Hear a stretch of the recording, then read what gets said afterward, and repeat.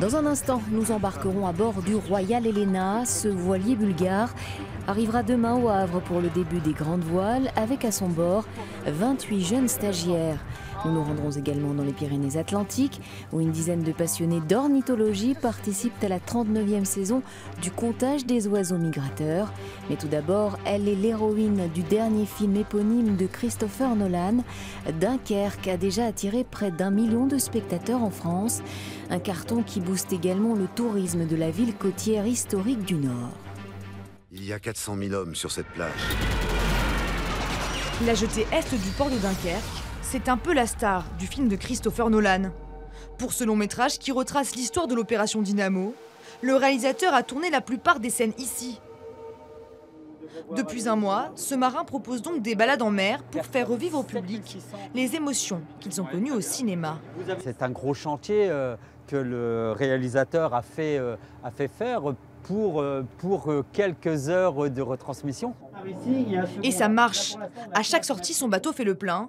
Le succès du film a donné envie aux Dunkerquois de redécouvrir leur histoire.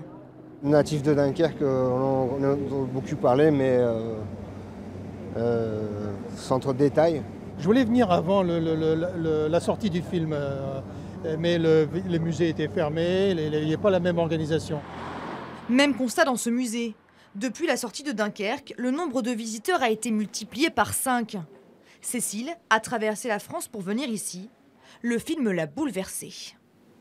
Voir le ressenti des soldats sur le terrain, c'était assez angoissant en fait.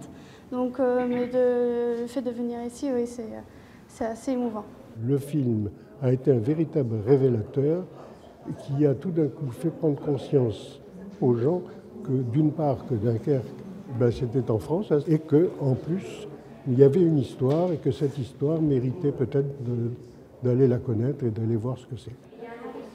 Et les lieux de mémoire ne sont pas les seuls à en profiter.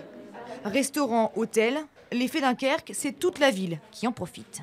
Au mois de juillet, par exemple, on a augmenté dans nos accueils d'environ 30% la fréquentation. Donc, même si une petite partie des visiteurs passent nous voir dans les offices de tourisme, ça veut dire que c'est un échantillon représentatif de l'augmentation de la fréquentation sur l'ensemble de la destination. Et le boom touristique est loin d'être terminé. Le film est toujours en salle. Il a déjà largement dépassé le million de spectateurs en France. Rencontre à présent avec des passionnés d'ornithologie dans les Pyrénées-Atlantiques. Ils sont une dizaine à participer au comptage des oiseaux migrateurs dans le département. Rapaces, busards, milan noirs, aucun oiseau n'échappe au regard aiguisé de ces spécialistes. Ils sont ornithologues, salariés ou bénévoles. 7 jours sur 7, du lever jusqu'au coucher du soleil, ils se retrouvent ici, au cœur de la forêt d'Irati. Et jumelles et lunettes en main, ils scrutent le ciel en permanence. Nous sommes au col d'Orgambideshka, où la Ligue de protection des oiseaux a entamé le 15 juillet dernier sa 39e saison de comptage des oiseaux migrateurs. Il y a busards, bondrées et milan noirs. On a eu un jour faste avec près de 14 000 oiseaux en fin juillet là, de milan noirs. Et on a eu ces jours récents un vol de 220 cigognes blanches, le lendemain un vol de 159. Enfin, c'est un spectacle assez émerveillant, assez fabuleux. Ces jours-ci, pic de passage d'un autre oiseau, la bondrée apivore, un rapace pour qui le vent du sud n'est pas un obstacle, bien au contraire. Ce sont des rapaces planeurs qui utilisent les courants thermiques ascendants à l'époque chaude de l'année pour se déplacer avec un moindre effort. Ce qui leur permet, pour traverser le Sahara, parce que ce sont des migrateurs au long cours, de minimiser leurs dépenses d'énergie.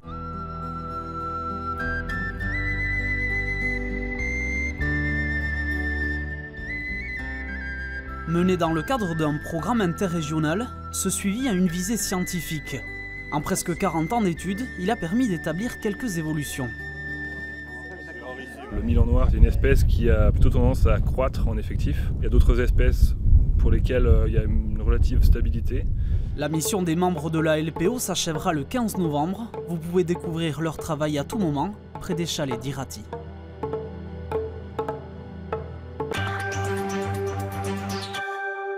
Pour refermer cette édition, cap sur les Pays-Bas à bord du Royal Helena. Ce voilier bulgare arrivera demain au Havre pour le début des grandes voiles. À son bord, 28 stagiaires havrais, des apprentis marins, tous novices en matière de navigation. Ils ont traversé la Belgique et les Pays-Bas en bus pour retrouver 2 voiliers d'exception, une expérience inédite. Waouh. Non, il est vraiment beau. C'est quand même très impressionnant le nombre de cordes, la hauteur. Pas l'habitude du tout de ce genre d'environnement, donc ça va être une bonne expérience, j'espère. Le Royal Helena mesure 48 mètres. Il a été construit récemment, en 2009, mais son gréement est traditionnel. Le bateau navigue actuellement sous pavillon bulgare. L'équipage accueillit tout l'été des jeunes avec toujours le même mot d'ordre. Be safe. Be safe. Any one of you. Interdiction de courir et de siffler. Et oui, il paraît que ça appelle la tempête. Les jeunes sont briefés, ils peuvent aller s'installer dans leur cabine. Ça va être sympathique. C'est petit mais ça a l'air fonctionner.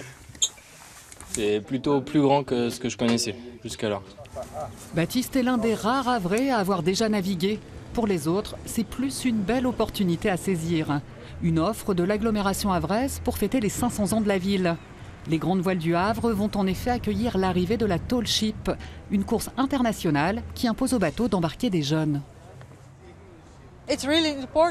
C'est très important pour que les bateaux continuent de naviguer. De leur côté, les stagiaires découvrent les voiliers traditionnels, ils apprennent à les manœuvrer tous ensemble. Ils forment vraiment une équipe. Sans eux, ces grands voiliers n'existeraient plus.